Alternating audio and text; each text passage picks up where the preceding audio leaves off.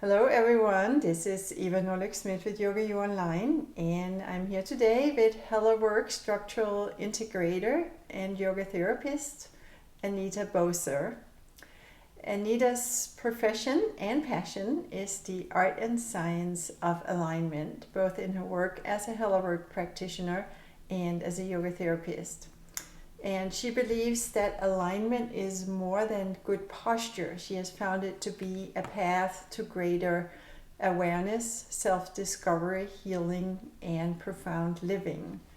Anita, those are strong words you put in your bio. Tell us what you mean by that and what brought you to this work. Sure. Alignment, we think of as being good posture. A lot of people who come to my office feel like alignment is like sitting up straight. But what I've really learned is that, don't be self-conscious. What I've learned is that being aligned is actually kind of being our best self by shedding away the different layers, because those layers add on to our posture. And when we're aligned, whether it's in yoga practice or with a structural integrator or even meditating, what we're doing is we're shedding those layers. And as we shed those layers, we become more aware and we have more possibilities. Interesting. And you are a Hello practitioner, which most people are probably not familiar with Hello structural integration. What is that, and how is it different from the structural integration method that Ida Rolf founded, which has since become known as Rolfing, and which is another area that focuses on alignment and the importance of alignment? It is. They're very similar. Structural integration is the profession. Like you would say chiropractic is a profession, but you go to different chiropractic schools. Okay. Ida Rolf created structural integration. So she created the profession, and the original school became the Rolf Institute of Structural Integration. And Joseph Heller, he trained with Ida Rolf at the Rolf Institute, and he wanted to teach, but not exactly the way the Rolf Institute wanted it to be taught, and so he founded his own school. So other people have done that. There are several schools, for example, Tom Myers, Right. anatomy trains, he has a structural integration school that uses the anatomy trains model, but they're all part of the profession of structural integration. And I have something new to add to my bio, actually. I forgot to mention it to you. There's an exam that we can take as structural integrators. So I'm now a board certified structural integrator, which is for the whole profession. Oh, interesting. And what does that mean? Is this more stringent range of skills and knowledge? It just tests the knowledge base. And it's like any professional exam, like the bar. If you were a lawyer, it's just a tough test. I passed a tough test. So you are a certified anatomy geek. Yeah, yes. Well, yes, that spans many different professions, doesn't it? Yes, indeed. Yes. Yes. A yoga teacher who's an anatomy geek too. Now, and you made reference to chiropractic, and of course, chiropractic is all about the spine and the alignment of the vertebrae. And structural integrators such as Rolfers and Hello practitioners, you're really focusing on the soft tissues. And so tell us about the soft tissues and what is so important about the soft tissues. We know that the alignment of the spine is important for, avoiding back problems and keeping the spine healthy. But what is the role of the soft tissues in healthy alignment? Well, for one thing, our bones, if we didn't have soft tissues, would just be a pile on the floor. What holds them in place is the soft tissues. The ligaments hold the bones together, and the muscles attach through tendons through the bones, and that's what moves the body. So alignment of the bones is important, and sometimes, especially in the spine, the bones themselves can get stuck. But many times our misalignments, more often our misalignments are caused by the soft tissues. The tensions in the soft tissues pull the skeleton out of alignment, whether that's the spine or a hip or any part. Yeah. And of course, what we're here to talk about today is the dynamic of the soft tissues as they apply to our yoga practice, both what we can do to prevent injuries in our yoga practice and other fitness related activities, and even also just how we can progress faster and more safely in our practice. So you say in some of your writings about the soft tissues in yoga practice that it is in the soft tissues of the body that the alchemy of yoga primarily takes place. And that the soft tissues, that is the muscles, the ligament, the tendons, the connective tissues, hold the key to tremendous transformation, both physical and emotional. So what do you mean by that? Well, the soft tissues are constantly responding to our environment. So the way we're sitting right now, all of the soft tissues in our body are responding to that by changing their alignment, changing their structure. And whether it's something we do every day, like sitting in front of a computer or by a bodywork table like I do, or what we do in a yoga practice, our tissues are always changing to adapt. And as they adapt, for example, if I really slouch here in front of a computer like I used to do in my old profession, what happens is that the ligaments, the tendons, the muscles, the connective tissue in my upper body in the back gets weak, where this is tight in the front.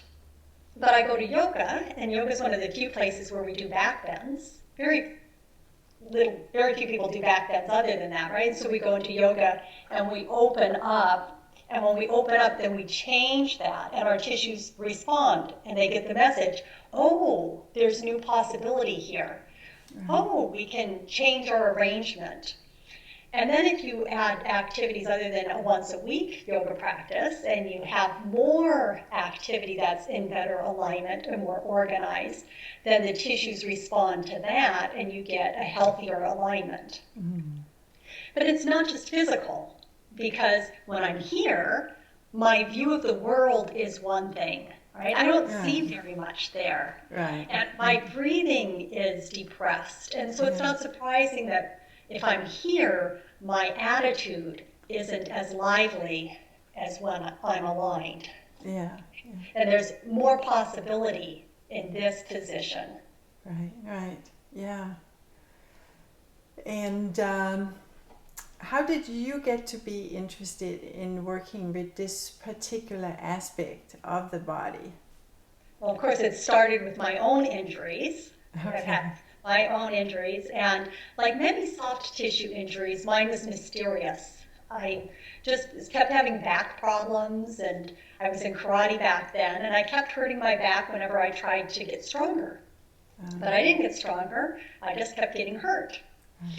I ended up at a Hellerwork Structural Integrator's office, which is how it started my interest. But what I learned is that the soft tissues are very moldable, and a lot of typical medical practice had no idea what was going on inside my body.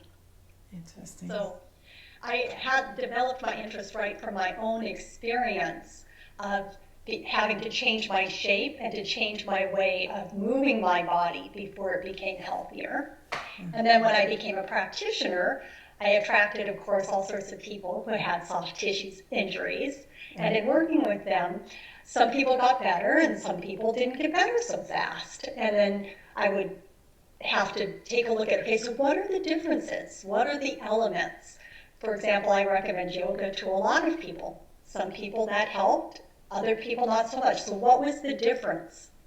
And so through the years, I've been able to be a little bit more specific about what things are helpful to the soft tissues, especially when they're injured, because it's a different paradigm. Injured soft tissues, we need to change our whole focus of how to take care of them, because it's not the same as healthy soft tissue. Interesting. Yeah, because the dynamics of the soft tissue is so interesting, just because it is so moldable.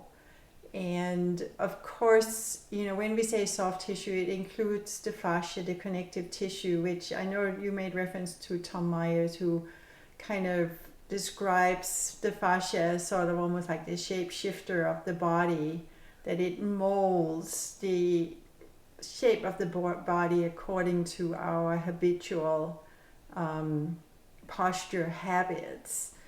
So when you work with the soft tissues, do you work primarily with the fascia, or do you work on all levels, or you just can't even necessarily distinguish them? Oh, I definitely work with the fascia, the connective tissue of the body.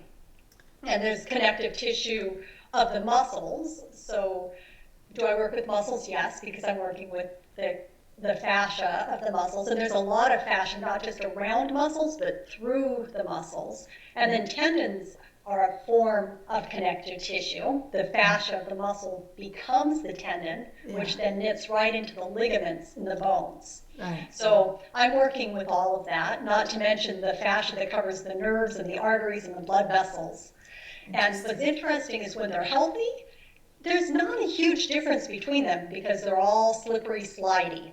Right. But when unhealthy, that's when they get stiff. Nerves get like spaghetti, for example. You can feel the differences in the tissues more when they're injured. Huh. Very interesting.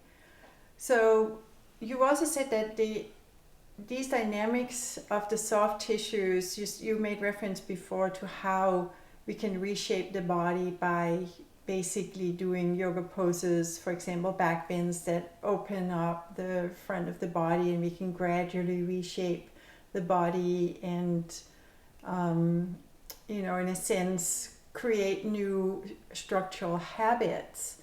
But you also said those same dynamics that create this tremendous ability for change are the same dynamics that if we push them too far, they also are the dynamics involved in injuries. Could you talk about that and what do you mean about that? Sure. The tissues have an underlying resiliency. So some soft tissues are more resilient than others. And so the underlying thing is how the changes that you're making to your soft tissue, are you making them more resilient or less resilient? So that's the first thing that happens. And then in the activities, each activity can be making the tissues more resilient or less resilient. And depending on where that baseline is, you can exceed the resiliency or you can add to it. Right. So what would make the tissues more resilient and what would make it less? Great question. So working at the right edge is what makes tissues more resilient. And that's part of what we're going to cover in the course is how to find that edge. Right. But if we practice frequently, we build up to that edge. But if we're a weekend warrior yoga practitioner or a weekend warrior gardener, right, where we do the whole spring's worth of gardening in one day, chances are that's going to overload the resiliency of the tissues. Interesting. Yeah. So when you challenge the tissues, you, by virtue of that challenge, you initiate transformation in the tissues. But if you push that too far, basically the tissues can't transform fast enough. And that's when they begin to tear and injuries happen? Yes, and there's also one of the things that happens is we have repetitive strain injuries because people do too much of the same thing over and over, right? The same motion over and over. And that does not create resiliency in the tissue because tissue really likes to be moved in multiple ways. Right. That's another reason why yoga is so helpful because you're moving in all sorts of different ways that you never would if you weren't in yoga class. Yeah. Okay? Yeah. So that's part of the resiliency too, is having that adaptability to being in different positions and then also different amounts of tension, right? If we're always pounding, right, then we don't develop the range within the tissue to be able to adapt to many different types of pressures or tones. Interesting. Yeah, one of the things I've noticed in our students, which are mostly people's 40, between 40 and 60, is the huge difference there is in people who have had even not necessarily yoga, but just a regular exercise routine, and people who haven't in terms of the stiffness. I could have people who are 10 years younger than our regular yoga students that come in and really have the mobility of what I would say like a 70 or 80-year-old. And it's funny the thing you say about building resilience. It's not even just the resilience, it's also just being able to perform the basic functions that we would expect of the soft tissues. Is that a component of working with these dynamics? Yes, having the ability to take a spectrum is how I would say it, is to be able to be soft or hard, slow or fast, and having the dynamics in our activities that then our body can respond to when we challenge it in a different way, because that's when most injuries happen. Every once in a while we get injured doing the same old thing, but typically the body's in a new position and it doesn't quite know what to do. Right.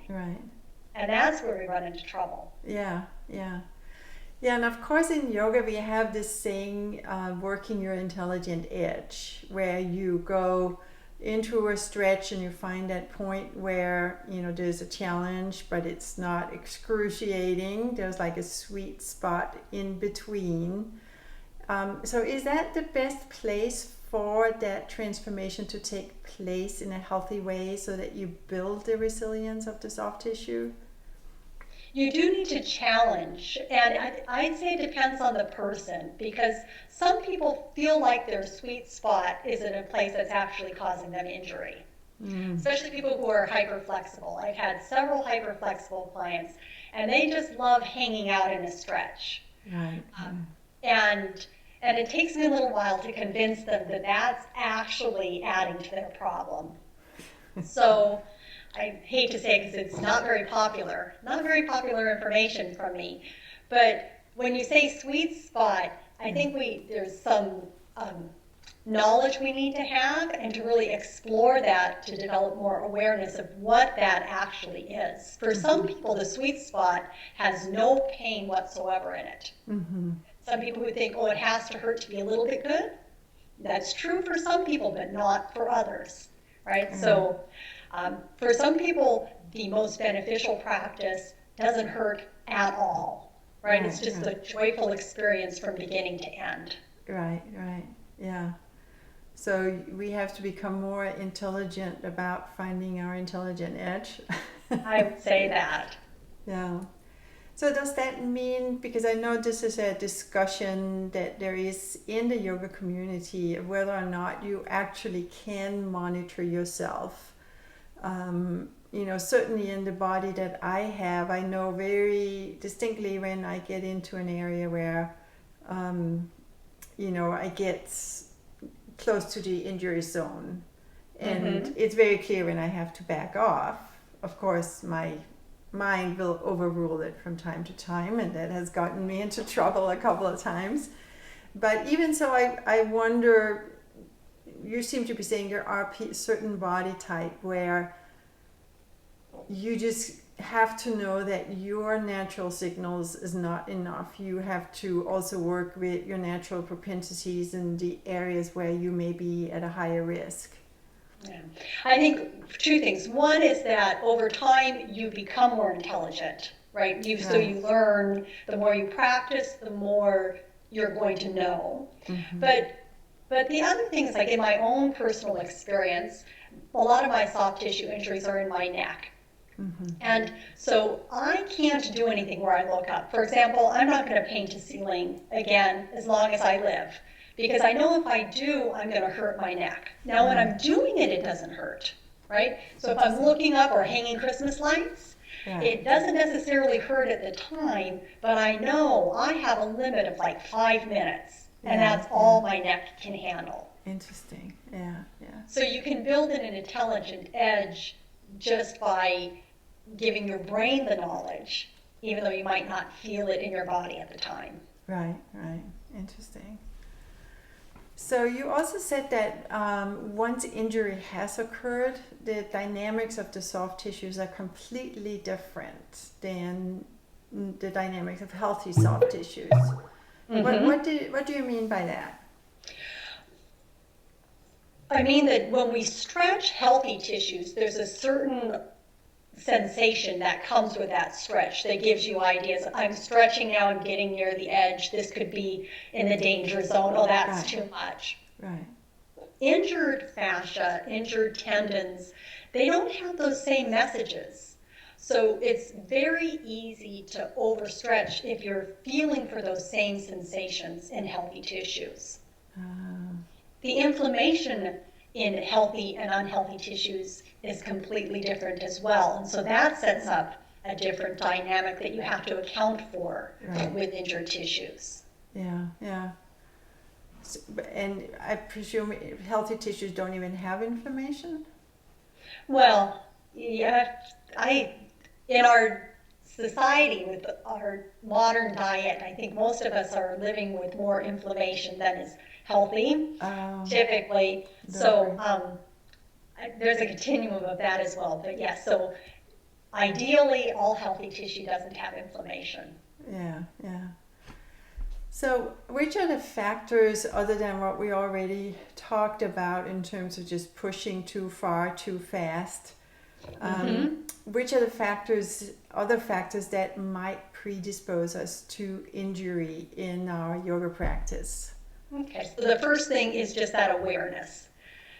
Being aware, having that time at the beginning of the yoga practice to sit down and just be clear with where you are. So many yoga practices allow time for that, but if you're running late to class and you show up and you want to just jump into the first lunge, you might take a moment just to be aware of where am I. Right. So awareness is like the number one thing.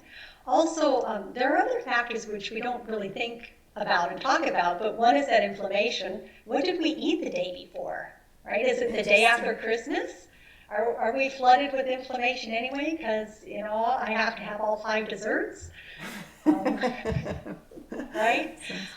There's also our hormones, which affects women more. During our cycles, we have releases of the different hormones, so our tissues are stretchier or not in different times. Yeah, yeah. Right?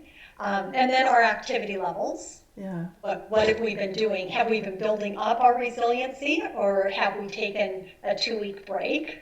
Right, that's going to make a difference. Yeah. And even little injuries that we've had, we might not consider ourselves injured, but maybe the day before the yoga practice was more advanced than I'm used to. Is the right thing for me to do the next day to even go harder? Or do I need to maybe back off a day and give my body time to recuperate? Yeah, yeah. Very interesting. Oh, I wanted to add one more thing, Eva, sorry. Yeah. Also, we have different propensities for how flexible we are. So some people are hyper-flexible, and some people are hypo-flexible. I'm not very flexible, which makes me an interesting yoga teacher. But people who are more flexible actually over time have a greater propensity for injury because their joints aren't as stable. Right, right. So being aware of that as well plays an important role. Yeah, yeah. And when injuries have occurred, is there a difference between like acute injuries and chronic injuries in terms of how you would approach them to facilitate healing? I definitely would. And actually, in researching for this course, I learned more about that. That's even solidified my understanding more about it because there are different stages of healing. And so the theory I now have is that many of my clients who are in chronic pain missed a stage of healing. They tried to skip a stage of healing, and by not completing that stage of healing, they're thrown into this cycle. Yeah, yeah. So that's something that I think is really important that we're going to cover is what are the stages, and each one's different for what it requires. Interesting. And by knowing what to do at what stage, then you can really facilitate that healing process. Yeah. And we're all going to get injured. Yeah. And it's just a fact of life. Our soft tissues get injured, and how quickly we can heal from them will determine really how much transformation we can have in the long run. Yeah. Yeah, I mean, it's hard to live through life without some kind of injury at some points. Certainly, I think our bodies all have stories to tell about the injury than when you were 12 years old in gymnastics and logging woods when you were a scout or whatever. So yes, right. Yeah. So do tell us about the course you have on working with the soft tissues and understanding and healing injuries. We're very excited about it because for the most part, people just like, oh, I got injured and it's a bad thing. And, there's almost like a sense of finality to it. But really, injuries is just like one other step on the way or another opportunity to learn about how to work with your body. So tell us about the course, when you say working with the soft tissues, understanding and healing injuries. What will you be covering in the course and what can we expect to learn? Okay, well, there are 2 one-hour video segments, as you know. Yeah. And in the first hour video segment, we're going to talk about the continuum of injury, because it's not just a yes or no proposition. Right. There are different levels of injury and how to handle that, and then how to handle the different stages, really knowing what stage you're in and what are the right steps to progress to the next stage as quickly as possible. In fact, injury, it can be a nice opportunity. We don't think of it that way. But sometimes injury is what gets somebody out of their old rut of being in their body, and it turns into the spiral upwards into fitness. Right. As opposed to being a spiral downward. Right. And so we're going to talk about that and how you can take an injury and turn it into an upward spiral. Yeah. So that's not everything in the first hour, but that's what I'm thinking of right now. Yeah. And in the second hour, we really work with that intelligent edge of this. We come daily almost to a space where we're at a crossroads, physically, between a breakdown and a breakthrough. Interesting. And it's like, how do you know when you're at that crossroads? Because if you're on the road to breakdown, you want to change course. Yeah. So how do you know you're there? And then how do you protect yourself so you stay on that road? Breakthrough, continuing to get stronger and more flexible and have better balance and coordination and all of that. Yeah, and it almost sounds like learning to get that sensitivity to your body will have spillover effect, not just for soft tissues and preventing soft tissue injuries, but even other parts of your body. Like, for example, when you're taxing your nervous system because you're working too hard, I always hear loud and clear signals that I'm slowly getting to recognize because I've started recognizing other signals of my body. So it sounds like there's very good spillover effects in terms of learning, in a sense, the language of your body. Yeah, I'd like to think so. And what about people who are struggling with chronic injuries? What do you have to say for them, and how will you cover that? Well, I'm really excited about that, like I mentioned, because as I've been doing more of the research to put this together, I've come back to my office and I'm really excited to talk to my clients with chronic injuries of like, okay, you have felt stuck. Yeah. But I really think that if we go back and figure out where you are in this continuum, we can start to unravel some of these things and really help your body have a full healing experience that got interrupted before. Wow, that's beautiful. And you're planning a practice also, a yoga practice? I am. The yoga practice is going to be very adaptable.